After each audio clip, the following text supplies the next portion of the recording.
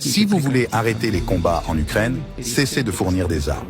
Ces combats prendront fin dans 2 mois au maximum. C'est tout, c'est la première chose. Deuxièmement, nous demandons à tout le monde de ne pas empêcher un éventuel processus de paix.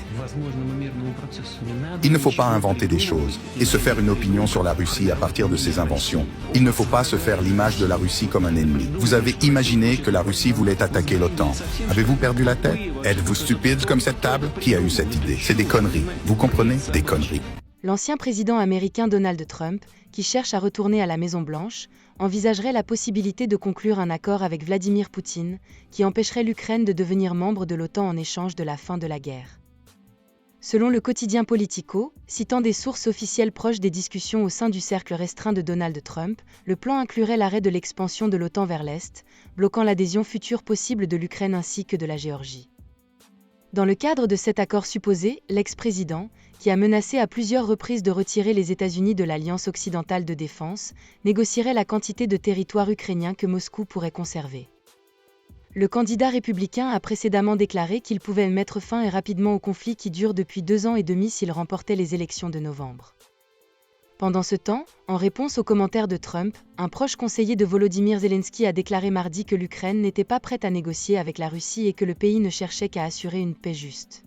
Et toujours dans le cadre du maintien de la paix, le Premier ministre hongrois, Viktor Orbán, a été reçu par Vladimir Poutine, alors que le leader hongrois vient de proposer au leader russe un plan de paix en Ukraine. Orbán a également rencontré à Kiev le président Zelensky pour lui faire part d'un accord commun pour un cessez-le-feu, alors que la Hongrie est à la tête de la présidence de l'Union européenne. Si le plan de paix hongrois au nom de l'UE est reçu positivement par les 2 parties. C'est aux États-Unis où Donald Trump, favori pour la reconquête de la Maison-Blanche, qui propose un plan de paix sérieux, forçant les 2 parties à mettre fin à la guerre. Vladimir Poutine a lui-même reconnu l'importance du plan de paix que proposerait Trump s'il est réélu président. Alors Vladimir Poutine serait-il prêt à écouter Donald Trump? Le président russe a confirmé ce jeudi que la Russie prenait, très, au sérieux les déclarations de Donald Trump qui a affirmé à plusieurs reprises que, s'il était réélu, il arrêterait rapidement le conflit armé entre Kiev et Moscou. Selon les médias américains, l'ancien pensionnaire de la Maison-Blanche et candidat à la présidentielle de novembre prochain envisage de forcer Volodymyr Zelensky et Vladimir Poutine à négocier en menaçant d'un côté de réduire les livraisons d'armes à l'Ukraine et de l'autre côté en renforçant les livraisons d'armes à Kiev pour accroître la pression sur Moscou. Dans le cadre de ce plan, l'équipe de Trump discute avec Vladimir Poutine pour déterminer quelle portion du territoire ukrainien occupé la Russie pourrait conserver, rapporte Politico mardi 2 juillet. Le Kremlin a officiellement démenti l'existence de telles négociations. Dans un interview le mercredi passé, Volodymyr Zelensky disait en parlant de Donald Trump, « S'il sait comment mettre fin à la guerre, il devrait nous le dire aujourd'hui. » Écoutons. Nous sommes 40 millions. Nous sommes un grand pays. Nous dépendons vraiment de l'aide du monde. Nous dépendons de l'aide et de la position des États-Unis. J'aimerais donc comprendre ce que ça signifie de finir la guerre rapidement. Demain, nous voulons que la guerre soit terminée demain. La guerre a même commencé parce que Poutine l'a fait. J'espère que vous comprenez que, pour être honnête, si Trump sait comment terminer cette guerre, il devrait nous le dire aujourd'hui. Parce que s'il y a des risques pour l'indépendance de l'Ukraine, s'il y a des risques que nous perdrons la statode, nous voulons nous préparer à cela. Nous voulons comprendre si, en novembre, nous aurons le support puissant de l'Union européenne ou nous serons tout seuls. Alors pour se préparer, le président ukrainien a souligné l'importance de connaître ce plan dès maintenant, afin que l'Ukraine puisse se préparer à d'éventuels risques pour son indépendance et son statut d'État libre. Zelensky s'est dit ouvert à l'idée de rencontrer Trump pour discuter de ses propositions, mais a insisté sur le fait que l'équipe de l'ancien président ne peut pas décider de l'avenir du peuple ukrainien. Il a également exprimé son désir de savoir si, en cas de victoire du candidat républicain en novembre, l'Ukraine bénéficiera d'un soutien américain solide et pérenne ou si elle sera laissée à elle-même. Voici un débat sur le sujet, et sur la rencontre à Moscou entre Orbán et Poutine. Je vous laisse écouter. Je comprends que cette fois-ci, vous êtes venu non seulement en tant que partenaire de longue date, mais aussi en tant que président du Conseil européen. Ah, alors là, d'entrée de jeu, il le met quand même dans une position délicate. On peut dire ça, Louis Duclos ? Oui, c'est forcément pas facile, mais en même temps, c'est un peu le jeu. Orbán, il s'est inventé lui-même des responsabilités en partant comme ça, d'abord aller voir Zelensky, puis surtout aller voir Vladimir Poutine directement chez lui. Il prend des risques, faut jouer avec. La position est délicate, là, tout de suite Je pense surtout qu'il faut rappeler que depuis le traité de Lisbonne, en fin de compte, c'est un trio qui a la présidence. Il y a l'Espagne, la Belgique et il y a la Hongrie. Et donc ce trio est une continuité législative en réalité au sein de l'Union européenne. Elle ne prend pas de décision politique. Elle est là pour appliquer l'agenda politique, lui donner de la fluidification et faire en sorte que le programme au sein des institutions se déroule comme il se doit. Oui, d'ailleurs, on rappelle, il n'est pas président de l'Union européenne. Il y a Charles Michel, c'est lui qui l'est, du Conseil en tout cas. Et il l'est pendant 2 ans avec un mandat renouvelable potentiellement pour Charles Michel. Donc ce sont des fonctions différentes. Donc lorsqu'il va là en Ukraine ou en Russie, il peut y aller, je veux dire, in perso, mais il ne peut pas prendre une décision qui entraînerait la totalité de l'Union européenne, qui est une entité politique et qui prend des décisions à l'unanimité. Donc, en ce sens, il est, je dirais, en porte-à-faux par rapport aux institutions européennes. Donc, il a vu Après que Vladimir Poutine en joue, oui, c'est de bonne guerre. Forcément. Il l'a vu, donc Vladimir Poutine, ils ont discuté. Vladimir Poutine qui continue clairement à poser ses conditions, notamment le retrait des troupes ukrainiennes donc dans les 4 régions, les 4 oblasts qui sont occupés par la Russie. On peut dire, Nathalie Schrin, qu'il a été refroidi clairement hier par Vladimir Poutine. Parce qu'il s'attendait à autre chose. C'est quand même extraordinaire. On savait très bien on sait très bien que Vladimir Poutine campe sur ses positions et il ne va pas en démordre et ça sera toujours comme ça. Depuis le début, on le dit, il veut toute l'Ukraine et si il peut aller plus loin, il va aller plus loin. Donc c'était quand même gros de penser que le petit Orban, qui est un petit pays au milieu de l'Europe, puisse tout seul mettre fin à la guerre. C'était quand même assez utopique, on va dire. Général Chauvency, à quoi il joue alors finalement, Viktor Orban ? C'est un coup d'éclat au départ. Il montre aussi son indépendance finalement vis-à-vis de l'Union européenne, parce que c'est ce qu'il a fait depuis des années, oserais-je dire. Il pense bénéficier de ses relations privilégiées avec la Russie. Il y est allé, je crois, 5 fois. C'est la 5e fois qu'il y allait. D'un autre côté, je remarque quand même qu'il est allé à Kiev d'abord. Oui. Donc il est peut-être porteur d'un message quelconque vis-à-vis de Poutine.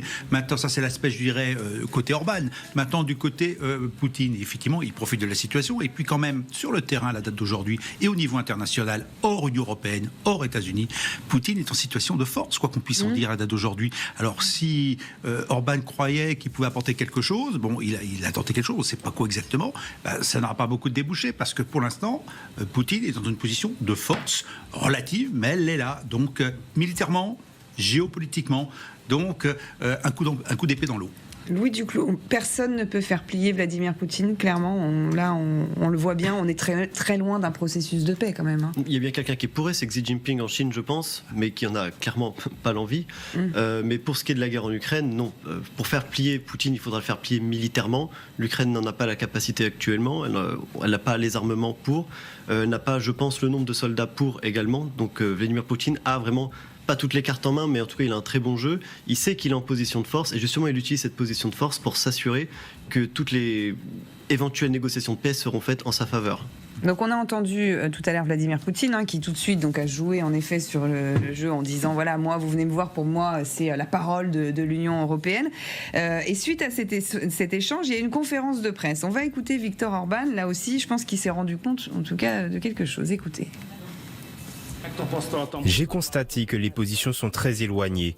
Il y a de nombreuses étapes à franchir pour mettre fin à la guerre et instaurer la paix. Bon, là aussi, Michel Derzhansky.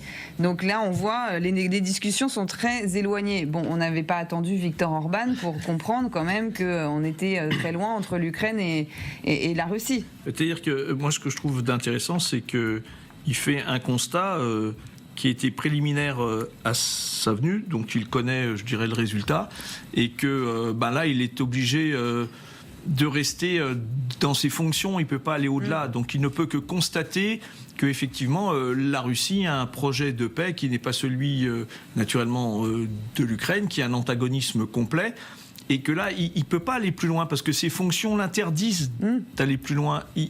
Donc, de fait, il s'est mis dans une position où, en fin de compte, il ne peut que constater les choses. Il ne peut ni proposer, ni être porteur de quoi que ce soit. Donc là, il est dans une ambiguïté qu'il réalise. Et donc, il ne peut que traduire effectivement un état de fait. Pris à son propre piège, j'ai envie de dire, à son propre jeu, en tout cas, là, finalement, parce que quelle image ça donne ? Alors la question, c'est soit il est pris à son propre piège, et effectivement, il voulait avoir un espace de liberté, et puis il se rend compte que institutionnellement, ça a bougé quand même au moment où il est allé en Russie. Tout de suite, les institutions européennes se sont mises en branle et lui ont rappelé que,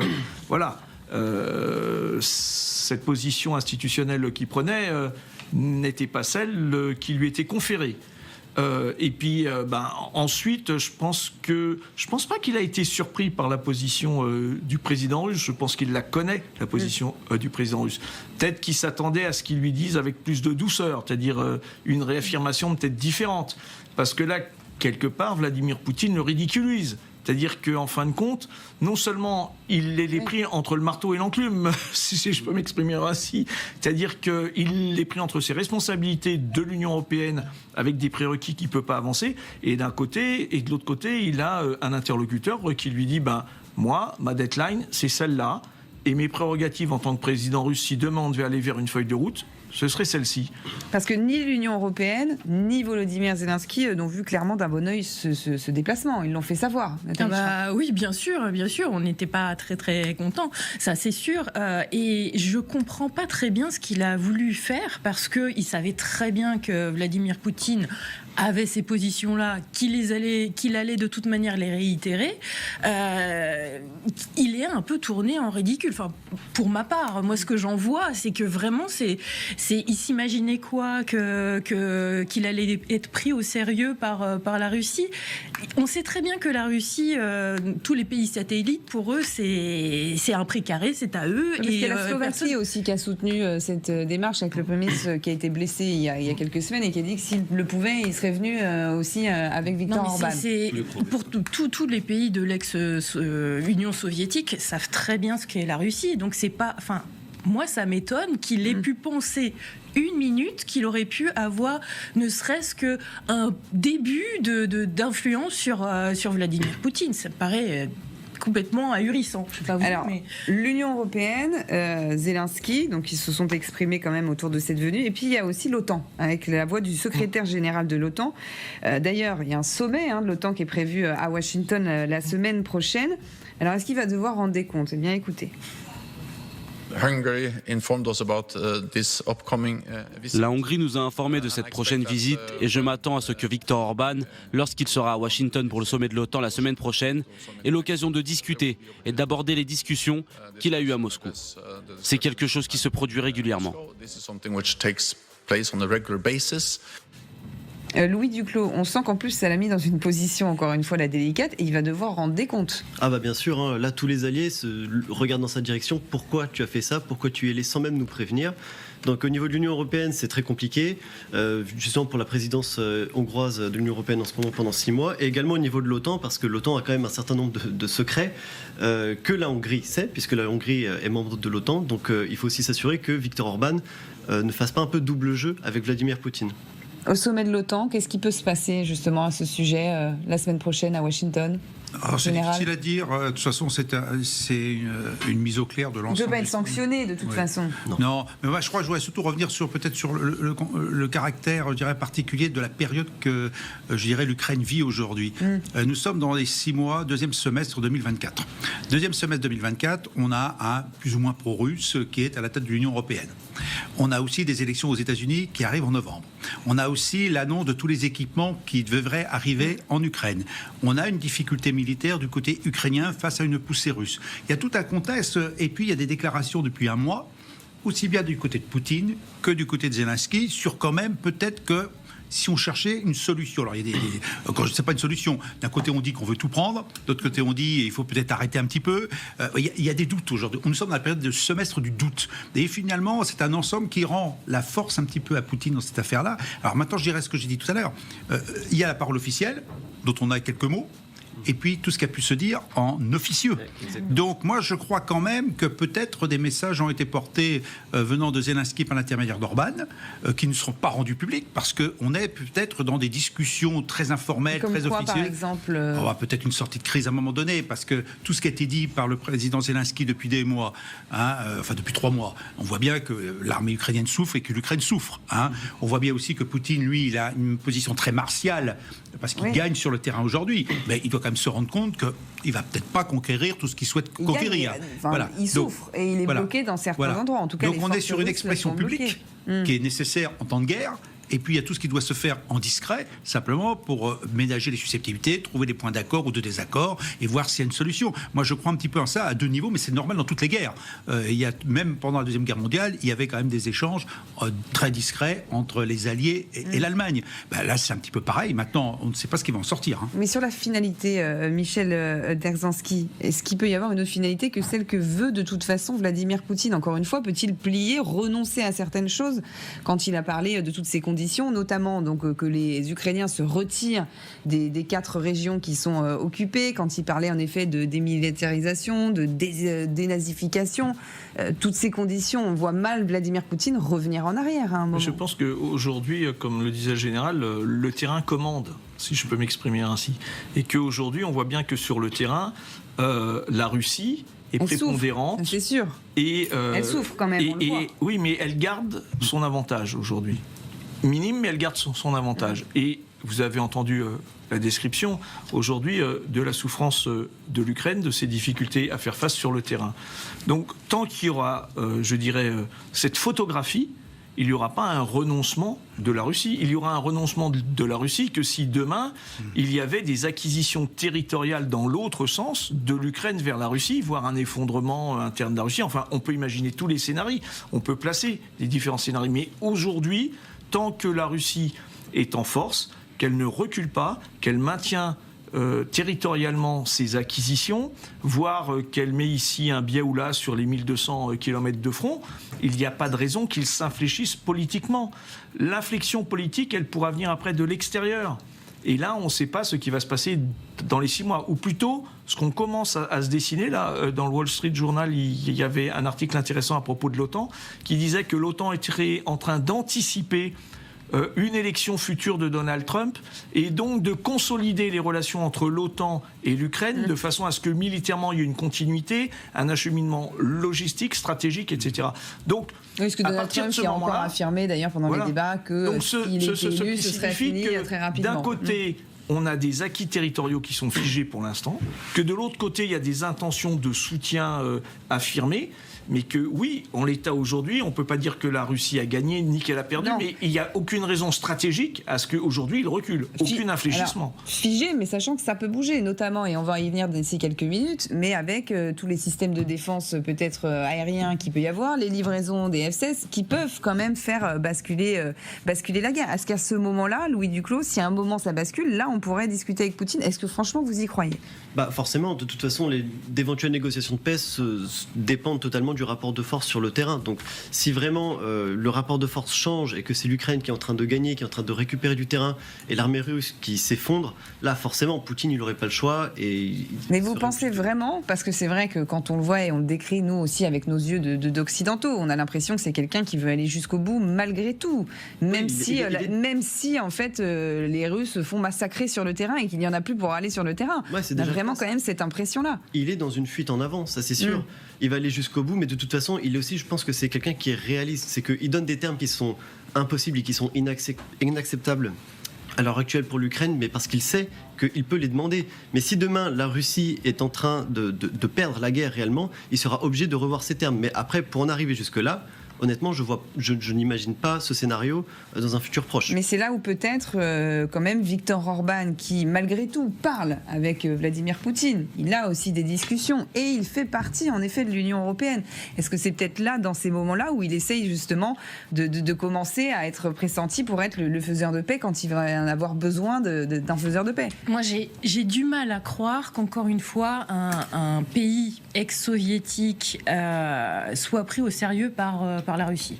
Parce que les Russes, je les connais, ils ont tendance à considérer tout ce qui n'est pas russe de façon...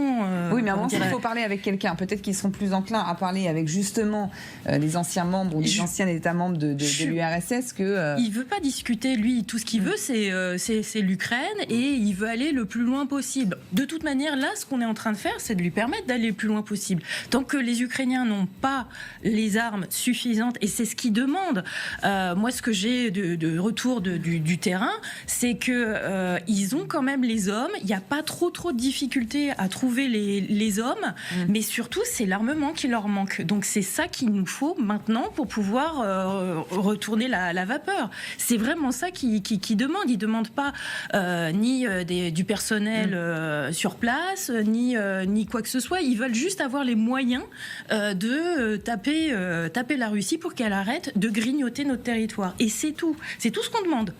Alors, jusqu'à quand l'Ukraine pourra-t-elle continuer à résister face à la Russie? Pour l'instant, la Russie poursuit son offensive et continue de gagner du terrain. En d'autres termes, plus la guerre se prolonge, plus cela profite à la Russie. Pourquoi alors ne pas parvenir rapidement à un traité de paix? De cette situation, plusieurs points clés sont à retenir.